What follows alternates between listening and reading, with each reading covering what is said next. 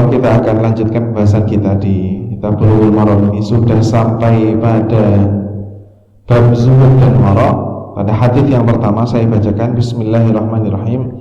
Ani Nu'man bin Bashir radhiyallahu anhuma qala sami'tu Rasulullah sallallahu alaihi wasallam yaqulu wa ahwa an-Nu'man bi isbi'aihi ila udhunihi. Dari sahabat Nu'man bin Bashir, ia berkata, Rasulullah SAW aku mendengar Rasulullah SAW bersabda, innal halala bayyinun wa innal harama bayyinun. Sesungguhnya yang halal-halal itu sudah jelas, selesai penjelasannya. Wa innal harama bayyinun, dan yang haram pun sudah jelas. Mana yang hitam, mana yang putih, mana yang boleh, mana yang tidak boleh, sudah dijelaskan oleh Rasulullah SAW. Wa bainahuma mushtabihatun, dan di antara halal dan haram ini ada yang namanya mushtabihat.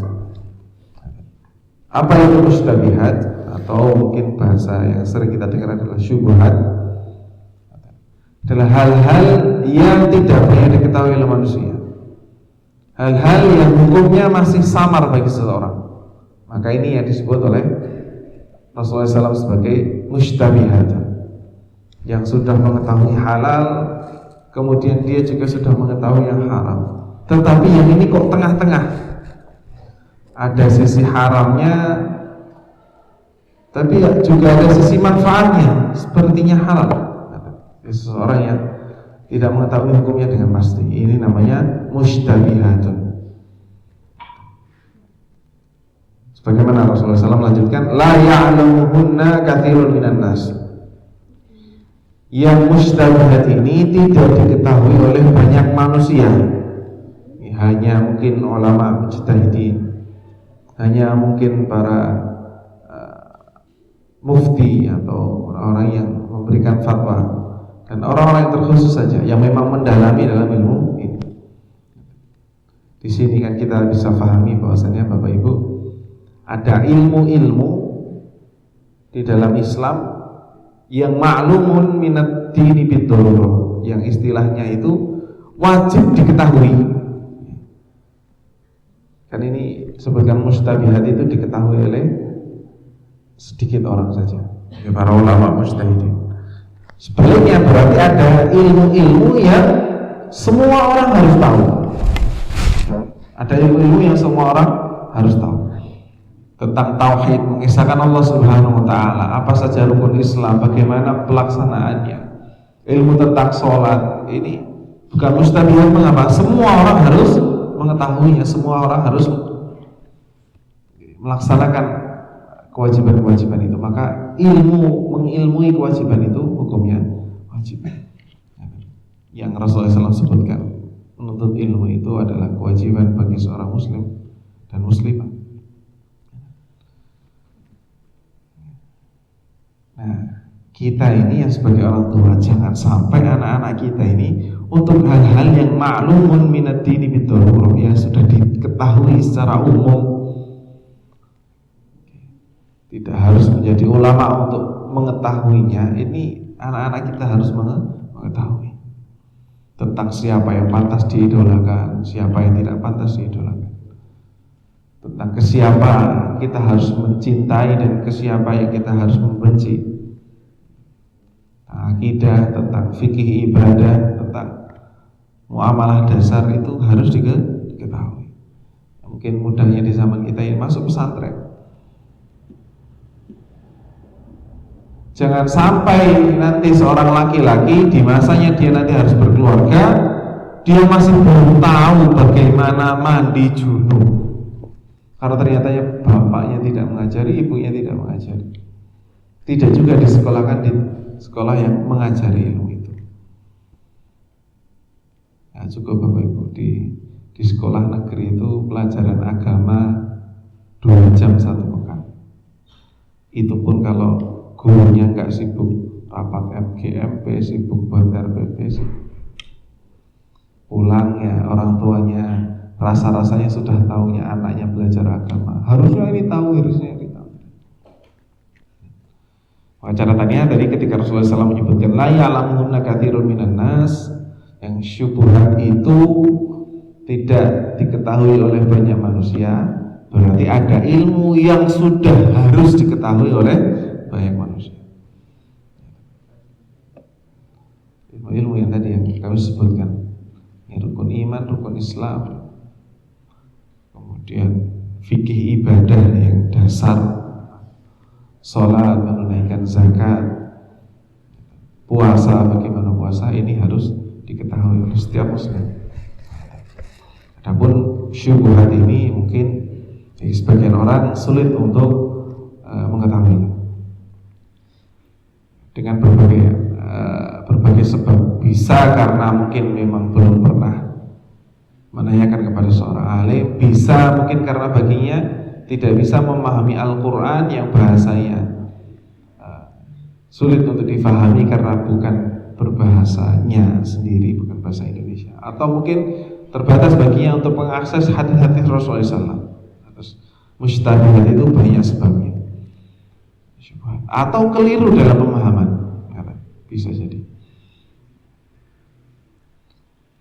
Maka untuk ilmu yang tidak banyak diketahui oleh manusia ini, Rasulullah SAW berpesan, "Famanittaqa syubuhati faqad istaghra'a li dinihi wa 'irdihi." Barang siapa berhati-hati dan menjauhi yang syubhat, maka sungguh dia sudah menjaga agama dan kehormatannya.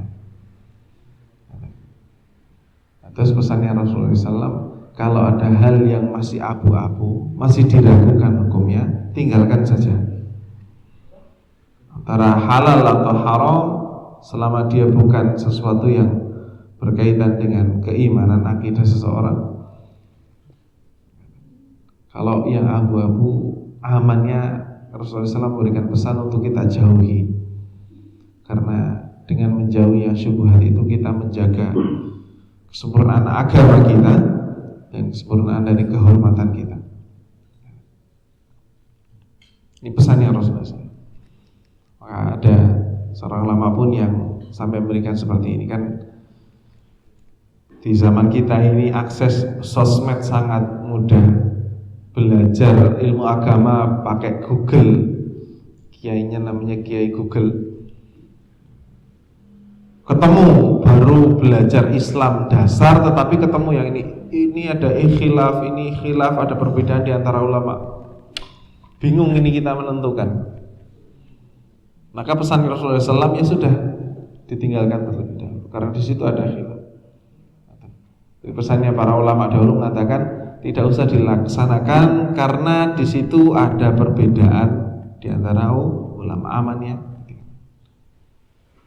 Bukan sebaliknya, keliru ketika seseorang nggak apa-apa, kan ini khilaf di antara ulama, maka kita mau pakai yang mana saja boleh. Ini adalah pemahaman yang keliru, Bapak Ibu. Karena dikhawatirkan ketika seseorang itu mempelajari ikhtilaf ulama, oh ternyata pendapat ulama itu ada A, B, C, D, E, F, sampai banyak seperti itu. Kalau seseorang itu mempelajarinya secara langsung tanpa bimbingan dari para ulama, dikhawatirkan dia hanya memilih yang enak-enak saja. Kalau bahasa fikihnya itu ada namanya tatabur rukhos, cari yang rukhsah saja. Misalnya tentang jarak untuk safar, nah kan katanya, kata para ulama, ada ulama yang menyebutkan seperti ini, ada ulama yang seperti ini. Akhirnya dia mengambil yang jaraknya boleh, mungkin hanya 30 km, 15 km. Kalau di situ adalah safar, berarti boleh untuk kita jamak dan qashar sholat kita, tanpa mengetahui asal dasar dari pendapat ulama itu. Maka hal-hal yang demikian untuk kita hindari. Lebih baik kita terima matang dari para ulama untuk memudahkan kita dan menjauhkan kita dari tatabur rukhos tadi. Hanya mengambil syariat yang disenangi saja, ambil yang gampang-gampangnya saja. Rasulullah SAW menyebutkan famanit taqasyubuhati faqad istabara ali dinihi wa irdihi.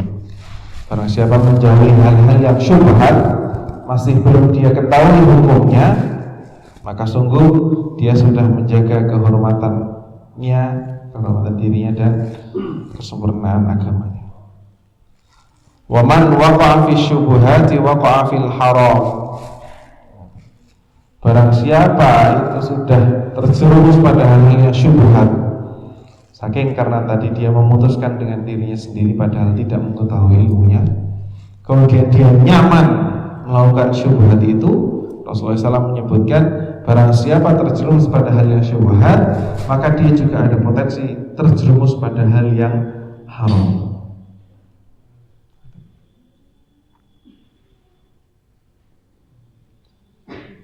Karra'i yar'a haula al-hima yushiku an yaqa fihi. Rasulullah SAW memberikan permisalan seperti seorang penggembala kambing yang menggembala kambingnya itu di pinggir batasannya. Jadi dia punya tanah isinya rumput, ada patoknya, ada pagarnya. Kemudian dia punya kambing digembalakan, tapi bukan di tengah lahannya, tetapi di pinggir-pinggir, di dekat-dekat patok. Yushiku an yaqa fihi. Siapa yang mengatakan akan merasa aman bahwasanya kambingnya tidak makan rumput dari lahan orang lain. Kalau memang di pinggiran-pinggiran seperti itu, dikhawatirkan nanti akan makan yang bukan milik si penggembala tadi rumput. Seperti itu pula Rasulullah SAW mengibaratkan syubhat itu seperti itu. Yang tengah yang pasti halal, yang di luar patok itu yang pasti haram, tidak boleh. Ya, sudah fokus saja dengan yang di tengah, yang jelas-jelas itu adalah halal. Kalau yang masih abu-abu, masih di antara halal dan haram itu tidak tahu, itu lebih dekat kepada keharaman. Kalaupun halal kita tinggalkan itu kan tidak mengapa. Sesuatu yang halal tapi kita tinggalkan, kita tidak berdosa. Tapi sebaliknya kalau yang halal tapi di pinggir-pinggir saja, kemudian nanti khawatir kita akan terjerumus pada yang haram, maka ini malah dekat dengan dosa. Rasulullah SAW tadi memisalkan dengan penggembala kambing. Yushiku an yaqa fihi, hampir-hampir dia akan masuk terjerumus pada batasan pagar orang lain.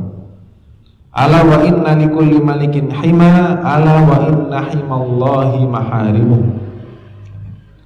Sungguhnya setiap raja itu punya batasan-batasan.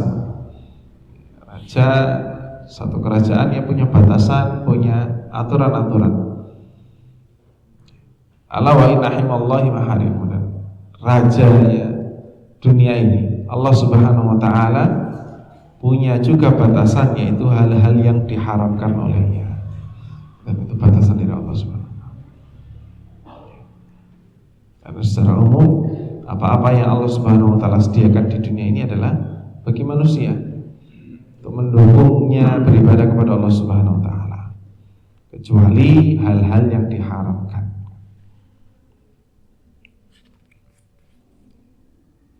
Ala wa inna fil jasadi mudghatan idza salahat salahal jasadu kulluhu wa idza fasadat fasadal jasadu kulluhu.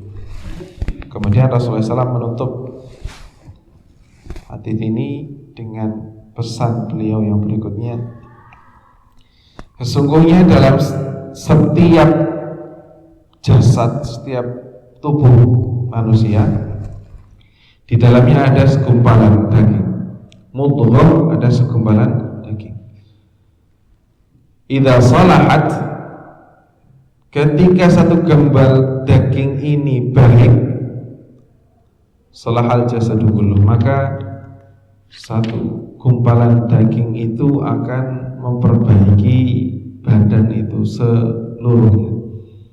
Tapi ketika fasadat, satu gumpalan daging ini rusak, maka akan rusak pula badan itu seluruhnya.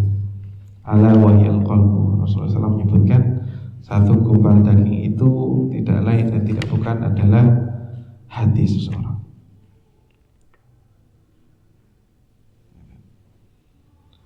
Ini beberapa pesan Rasulullah SAW. Yang pertama adalah tentang menjauhi perkara syubhat. Jangan sampai kita ini ya terus pada perkara-perkara syubhat, lebih baik kita tinggalkan yang syubhat ini. Dan kita meninggalkan yang syubhat itu tidak akan mengurangi rezeki kita, tidak akan mempercepat ajal kita, tidak akan, karena Allah Subhanahu wa taala telah takdirkan rezeki dan ajal kita. Sebaliknya ketika seseorang itu menjaga dirinya dari hal-hal yang syubhat, maka justru dia akan menjaga kesempurnaan agama dan kesempurnaan dari kehormatannya. Kemudian Rasulullah SAW bermisalkan di akhir, Rasulullah SAW mengingatkan kita kaum muslimin untuk memperbaiki, terus-menerus memperbaiki hati kita. Karena ketika hati kita baik, maka seluruh anggota tubuh kita juga baik. Seperti tadi Dokter Nuryanto yang gerah jantung. Kalau seseorang itu udah gerah jantung, itu banyak yang nanti akan terdampak dari gerah jantungnya. Terus qalbu itu sebenarnya terjemahan yang tepat adalah jantung. Tetapi mungkin sudah mafhum di kita, qalbu itu artinya hati. Kalau di hati yang menetralkan racun itu bukan itu, tapi adalah qalbu yang ada di dada. Karena secara ilmu kedokteran di jantung itulah ada akal. Jadi akal itu bukan di otak. Ini hanya proses saja. Karena ternyata di jantung itu, kata para ahli kesehatan, ahli kedokteran, di jantung kita itu ada satu titik di mana ketika kita ini melakukan kebaikan, titik itu akan tenang. Ketika kita melakukan kemaksiatan, yang deg-degan itu, yang berdampak itu ada di jantung. Yang pada hadits yang lalu kan kita sudah sebutkan, ukuran keburukan adalah ketika kita melakukan sesuatu kok kita deg-degan, khawatir diketahui oleh orang, tidak tenang diri kita. Yang disebutkan akal itu letaknya tidak di otak. Karena binatang pun juga punya letaknya di situ. Maka yang lebih tepat adalah kita terjemahkan qalbu, alawiyal qalbu adalah jantung. Maka tapi memang maklumnya adalah di kita itu sebut ini hati.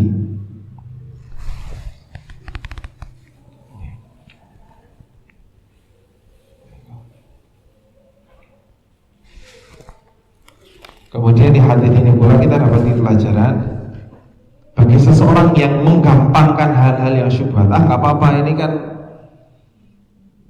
bukan haram, walaupun dia juga tidak berani mengatakan ini halal. Seseorang yang nyaman dengan hal-hal yang syubhat, hari-harinya diisi dengan mungkin harta yang syubhat, pendapat yang syubhat, kabar yang syubhat, isinya dengan syubhat, maka ini akan mengurangi kesempurnaan agamanya.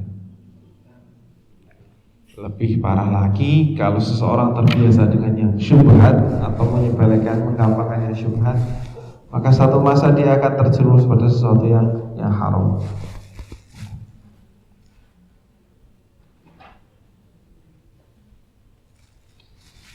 Berikutnya adalah pesan dari Rasulullah SAW untuk senantiasa kita ini perbaiki hati kita, jantung kita itu, yang dalamnya ada akal untuk berpikir antara baik dan buruk. Itu terus-menerus kita perbaiki. Karena dengan baiknya hati jantung kita itu akan baik pula seluruh anggota tubuh kita, dan sebaliknya.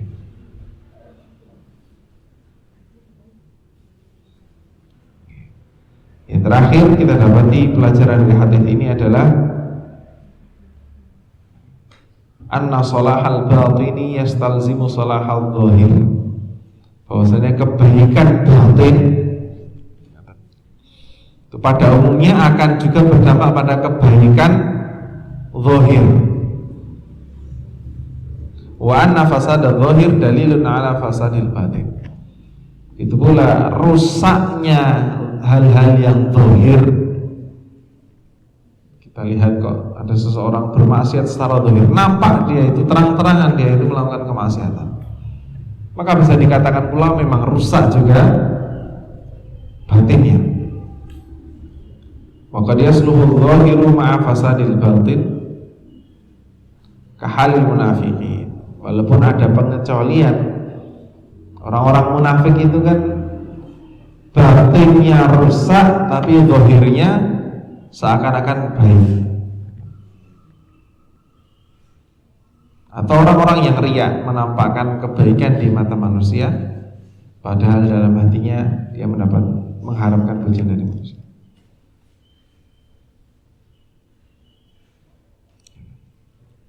Itu hanya pengecualian.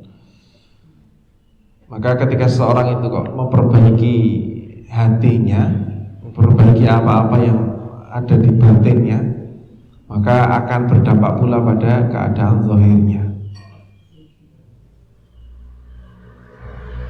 Dan bagi kita yang nampak melakukan amal-amal kebaikan, kita ini kan lingkungannya baik, di tempat yang baik seperti ini, berangkat ke masjid, jangan lupa untuk terus-menerus memperbaiki hati jantung kita ini, supaya sinkron antara kebaikan zahir kita